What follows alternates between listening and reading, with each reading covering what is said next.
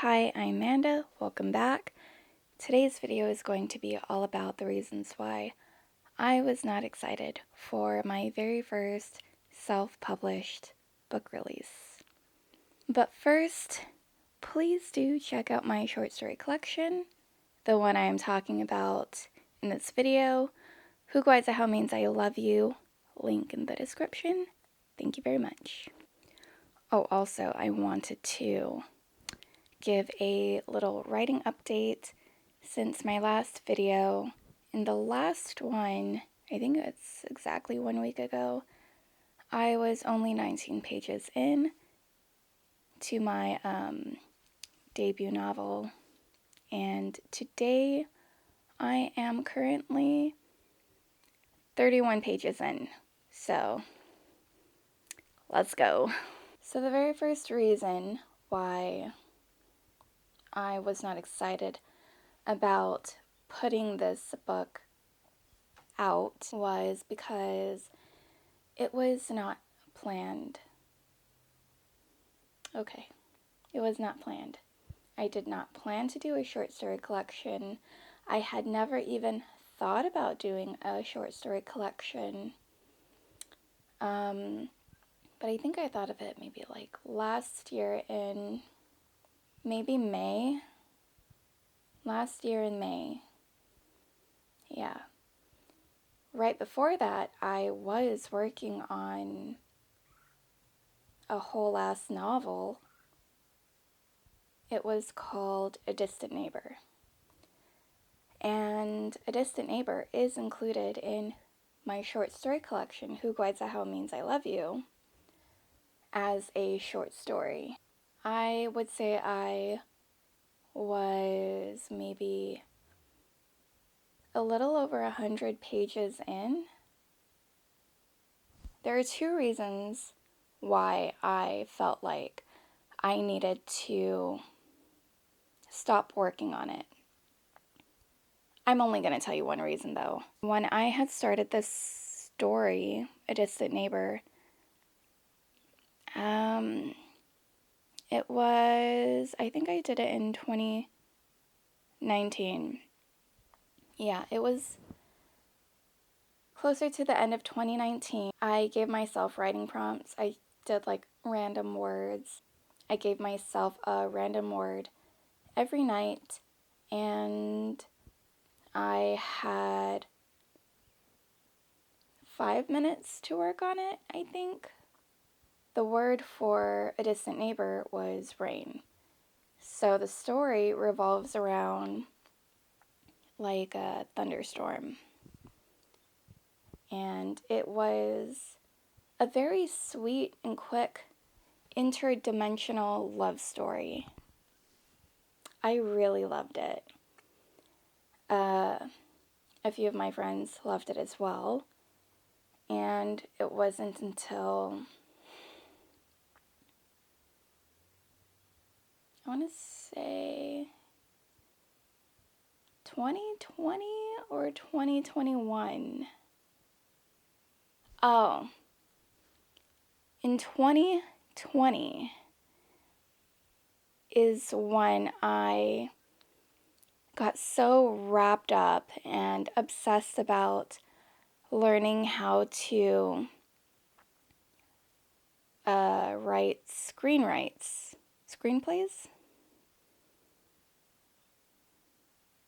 What are they called? Yes, screenwrite.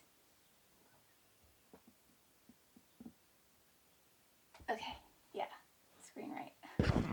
Stupid. Okay, so in 2020, I had become obsessed with learning how to do film and learning how to write screenwrites. Why does that sound so weird? Yeah, I was teaching myself how to write scripts for film. And before trying to write A Distant Neighbor in a book format, I had tried to write it as a screenwrite. script. I'll just call it a script. So yeah, I had tried to write it as a script first. And the way I was picturing everything was just so, it was so cute and so sweet, and I loved it. I loved it so much. But in the process of doing that, in the process of writing it that way, I feel like I had confused the two formats. And eventually, it wasn't reading as a proper script. Because I was more used to writing in book format, like a book. Yeah, mainly because I've been trying my hand at writing for I would say maybe a decade, a little over a decade. These were all writings for myself, just a whole bunch of practice. It was one of the ways I express myself creatively. I had things going on in my head. Okay, I had to either turn them into a photograph or a little drawing or in writing or in music. I like music too. So writing it as a script ended up looking more like I wanted to write it as a book. And because I was having so much fun with it at the time, I was like, okay, I'm gonna just turn this into a novel. And somewhere along the lines of writing this story, I had gotten myself into a not a great place mentally. So instead of it becoming a love story, which the beginning was an absolute cute love story. The beginning had one of my absolute most favorite writing in there. I don't know if it was the writing or the way I was picturing it when I was writing it as a script, but I just tried to capture the essence of what it was as a script into this book format. And I loved it. I would reread it and I would just feel the feels, okay? But yeah, like I said, somewhere along the line of writing this story, I was not in a good place, and it ended up becoming a sad love story. And yeah, it just got really depressing. And one of the advices that I would try to stick to, because it's advice that I would hear all over AuthorTube or whatever, right, is to just get to the end. It doesn't need to be great. You just need to get to the end of the story. So there I was, trying to continue on with this sad love story, and I was loving it still, but at the same time, on my good days, I'd be like, man, this was supposed to be a beautiful thing, and it's turning into something so... Oh, I kept pushing on. I kept trying to push on because I just was curious to see where it would go. Clearly, it didn't really go anywhere. I had no direction. I did think of an ending for this sad version, And my friends did love it. They hated me for it, but they loved it. And I loved it. But,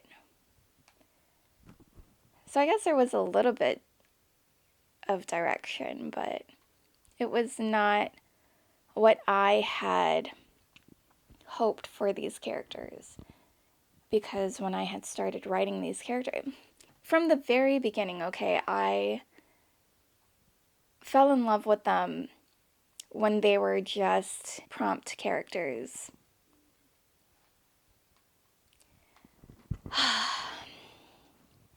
Yeah. So the short story version that is in my short story collection,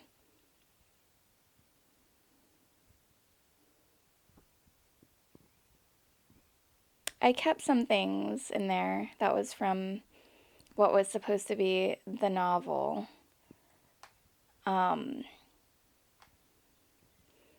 It still didn't end either way. That, I don't know. Despite the fact that it wasn't the cute love story that I had intended it to be from the very beginning, the short story version, I think, was still very much something that I was proud of to write. Man.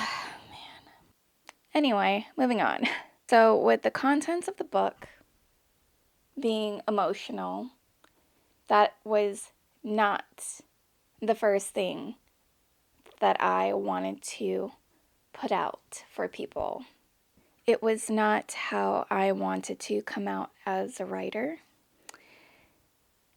These were not things that I necessarily wanted to share or, wanted people to know about me.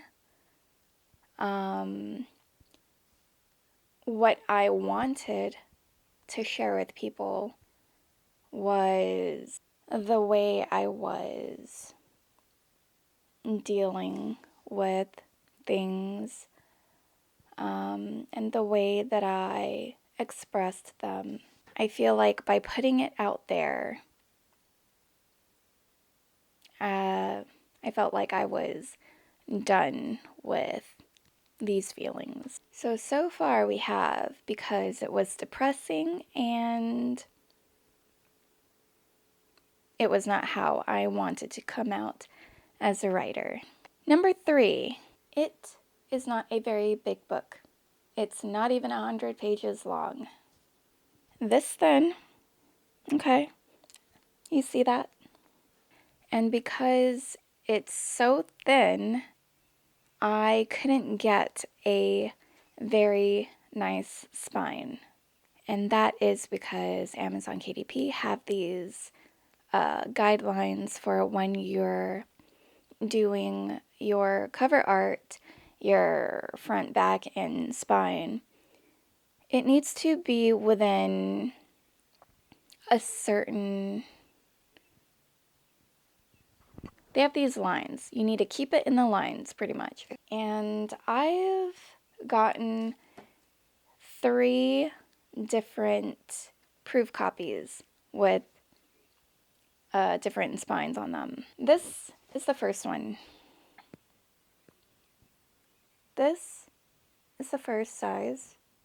And I was like, you know what? This is too small. I'm gonna make it bigger. Also, it's not even centered. This is the second copy. The second proof copy. And I saw it and I'm like, this is perfect. This is a perfect size. For a small spine, it still has, I can see it. I can read it, right? It shows.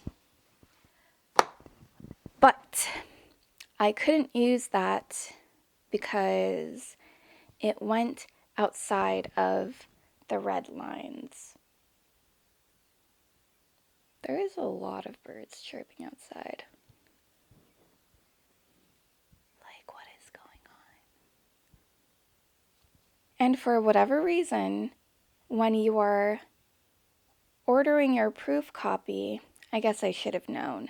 It was outside of the red lines. I had previewed it, but it didn't tell me that, I absolutely could not print in this size. Because when you preview your stuff on Amazon, it gives you like check marks or X's or whatever to let you know what your issues are. And it didn't do that, so I thought that I could just print it like that anyway. And it did. The proof copy printed very, very nicely. And I love it. But when I had tried to make it go live, I got an email saying that my text is too big and that I needed to make it smaller, saying, "Pretty please, is there nothing you can do to just let me print it like this? It fits." Obviously, I couldn't do that. So now my spine looks like this. This is the size of the spine. When I first got the copy, I was like, what is this? What's it even say?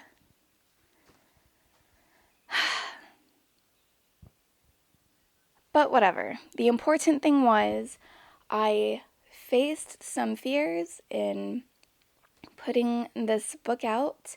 I learned some things along the way and live and learn. Number 4, and I mentioned this in my previous video, I used Atticus book formatting, right? And there's a bird staring at me, oh my god. Where did they come from? There were line inconsistencies in some parts of my book. It is 2 lines at a time that are close together. Oops.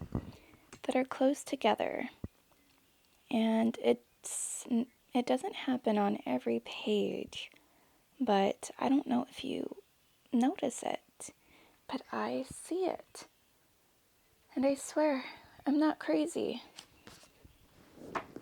That's the 4th reason, the line inconsistencies.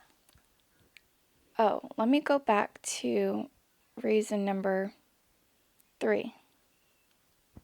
It is less than 100 pages long, and I wasn't trying to keep it short. I wanted to keep on writing, keep on adding pages, but I feel like after a certain point, my whole mind, heart, body, whatever, was just kind of over it. It was done with feeling this way, and my mind wanted to feel something different. My mind feels, right? I wanted to feel something different. And I think my brain was trying so hard to tell me to move on from this, so much so that I literally couldn't come up with anything else to write. Like, not even to write just for myself, like to write anything to keep for myself. It's almost like the universe wanted me to move on. I couldn't think of a single thing to write. It was like I had nothing left to say. Basically, the well was dry. There was not a single thing in there. So I was like, okay, I guess I'll just be done now. Number 5. Why did I publish it anyway? Well, I feel like saw beauty in some of the things that I wrote, whether they were just emotional stories that I conjured up or whether they were real feelings. I feel like there was something beautiful in the way that I could turn it into something. Number 6, I was terrified. I really, really, really, really, really, really, really did not want to publish this. Okay. So, but refer back to number 5. Maybe I should have switched those. But yeah, long story short, I was terrified. I was so scared about what people were going to think of me. I was scared about what people might think about certain things that I put in there. But in the end, the feedback was decent. I didn't expect anyone to have anything to say about it. I didn't expect anyone to really purchase it. So, having low expectations is sometimes good to have. Number 8. How do I feel about it now?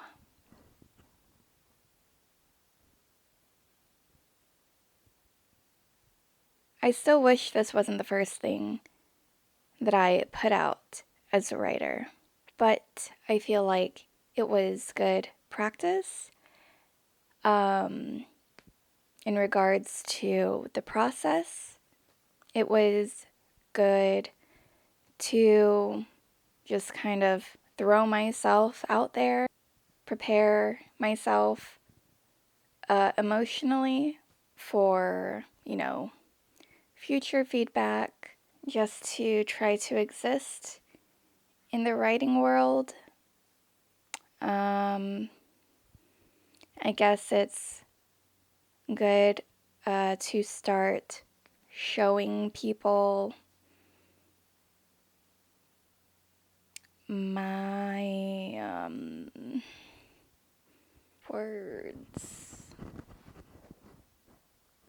Words are hard right now. To show people my capabilities. That's what I was trying to say. So overall, despite the fact that I was not excited to release this short story collection, I am so glad that I did it because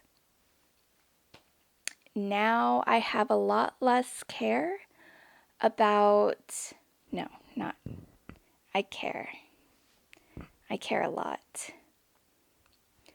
Now I have a lot less fear in showing people my writing skills, if you could call it that. I'm also still trying to have some faith in myself. I'm just still trying to get used to putting myself out into the world like this. As you can see, I'm very uncomfortable. I thought I had a lot less fear. I don't know if that is ever going to go away. So those were the reasons why I was not excited. My dog is under my camera. In conclusion, it was very depressing. It was not how I wanted to come out as a writer. It was very short, and the spine was just a disappointment. The inconsistencies throughout the book. 5, the fact that I published it anyway. Is that a reason? 6, I was terrified. 7, I still kind of feel the same way now after having published it as when I was getting ready to publish it.